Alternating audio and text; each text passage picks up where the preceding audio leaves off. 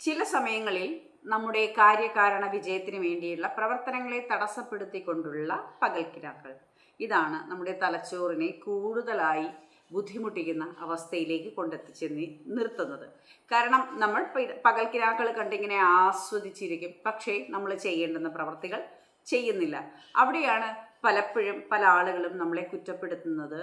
ഏത് നേരവും ഇങ്ങനെ കിനാക്കൾ കാണുന്നു, വലിയ വലിയ വാഗ്ദാനങ്ങൾ പറയുന്നു, ചർച്ച ചെയ്യുന്നു, പക്ഷേ യാഥാർത്ഥ ജീവിതത്തിൽ ഇത് പ്രാവർത്തികമാക്കാൻ ശ്രമിക്കുന്നില്ല എന്നുള്ള കുറ്റപ്പെടുത്തലുകൾ.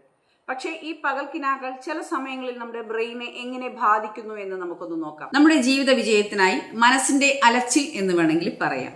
ഈ അലച്ചിൽ ആരും കാണാതെ നമ്മളൊരു ഫാന്റസി വേൾഡിലാണ് ഇത് ക്രിയേറ്റ് ചെയ്യുന്നത്. ഈ ക്രിയേഷനിലൂടെ തന്നെ നമുക്ക് ഈ അലച്ചിൽ സ്വസ്ഥമായ വിജയത്തിനായി ഉപയോഗിക്കാം. അതുകൊണ്ട് പോസിറ്റീവായ ഡേ ഡ്രീംസ് എല്ലാവരും കാണുക, ഞാനും കാണാം.